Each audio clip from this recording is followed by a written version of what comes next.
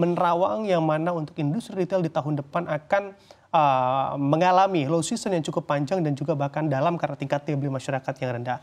Sebetulnya adakah juga antisipasi yang tentunya bisa dilakukan dan strategi dalam menghadapi tahun 2025 nanti agar mana memang industri retail ini tidak suffer begitu terlalu dalam juga di tahun 2025 nanti, Pak Alfon?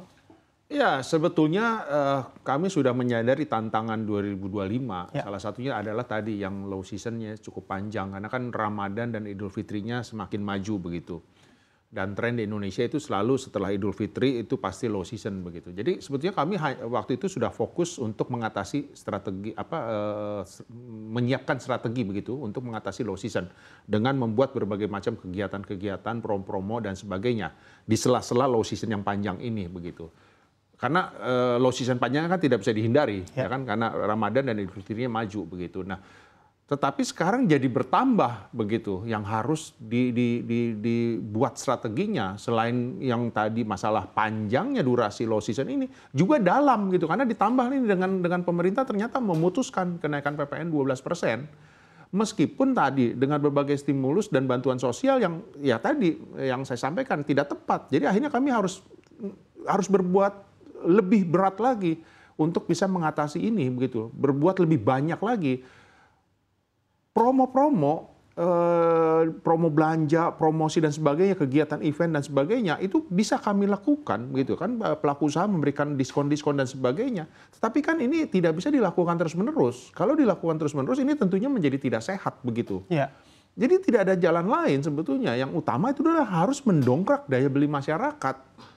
Sekarang kami tidak tahu harus berbuat apa lagi begitu kan? Karena di tahun depan ini akan sangat resikonya sangat tinggi begitu.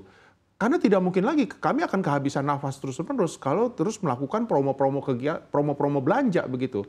Tidak bisa dilakukan lagi. Tingkat kunjungan ke pusat perbelanjaan itu memang tidak berkurang. Bahkan relatif tumbuh dari waktu ke waktu.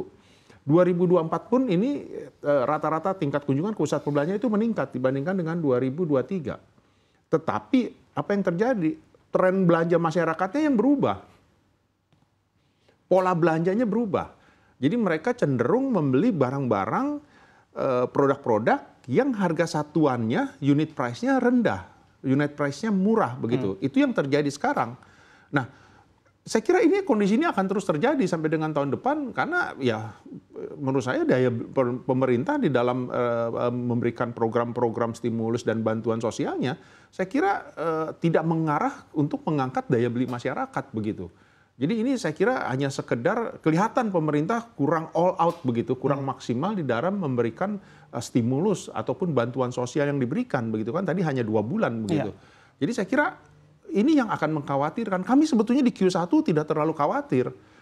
UMP naik kan di mulai Januari begitu. Ini sedikit mendorong daya beli masyarakat begitu kan. Tadi ada Ramadan, Idul Fitri dan sebagainya. Q1 sebetulnya relatif aman. Yang dikhawatirkan adalah setelah Idul Fitri, Ramadan. Jadi pemerintah harus menyiapkan ini dari sekarang begitu kan, harus bisa mengantisipasi itu. Kalau cuma Januari, Februari saya kira tidak akan efektif untuk menopang daya beli masyarakat yang saya kira akan terus merosot begitu. Oke, baik. Ya. Apa yang perlu juga disiapkan oleh pemerintah akan kondisi yang Anda lihat begitu ya, akan terjadi hal yang cukup mengkhawatirkan bagi industri retail dari sisi APBI, apa yang juga bisa disarankan oleh pemerintah untuk menghadapi low season yang panjang dan juga dalam di tahun depan, Pak Alfon?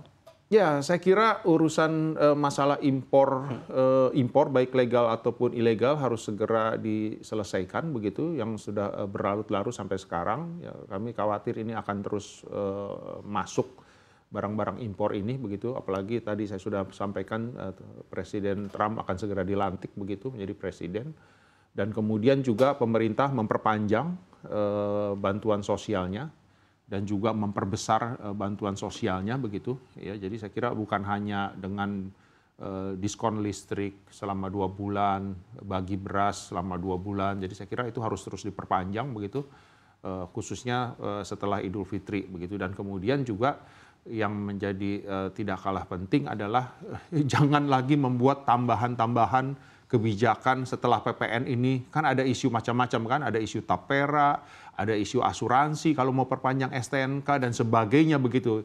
Jadi saya kira jangan ditambah-tambah lagi begitu. Ini akan menjadi masalah lagi begitu. Jadi kami khawatir di 2025 pemerintah mengeluarkan kebijakan-kebijakan yang semakin memperberat kondisi masyarakat kelas menengah bawah.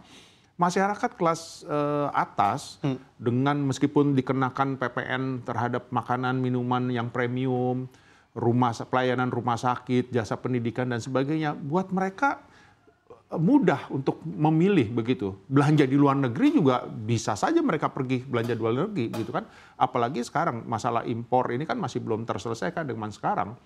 Yang terjadi adalah barang-barang kelas atas, yang kelas premium ini kan sangat sulit masuk ke Indonesia sekarang begitu. Tapi bagi masyarakat yang kelas atas ini kan mudah, mereka bisa pergi belanja ke luar negeri. Ya. Solusinya begitu. Apalagi tiket lebih murah ke luar negeri daripada tiket di dalam negeri sekarang ini kan. Jadi buat mereka akhirnya ya mereka bisa memilih belanja di mana saja di dunia ini gitu. Jadi saya kira ini yang harus segera diatasi. Kalau tidak diatasi, di industri retail seluruh segmennya terganggu. Baik itu yang kelas atas, kelas menengah maupun kelas bawah. Jadi akan terganggu semua. Karena yang sekarang itu yang kelas atas terganggu dengan masalah impor. Karena kan pemerintah memberlakukan pembatasan impor untuk seluruh segmen.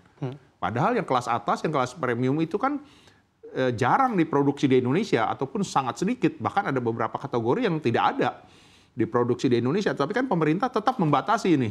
Akhirnya apa? Ya mereka belanja di luar negeri begitu. Yang kelas menengah bawah ya terganggu dengan daya beli begitu. Karena ternyata kebijakan PPN ini tidak dibarengi dengan stimulus ataupun bantuan sosial yang memadai begitu.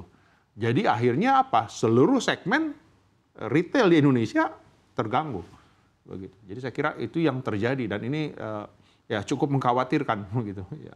Oke, baik.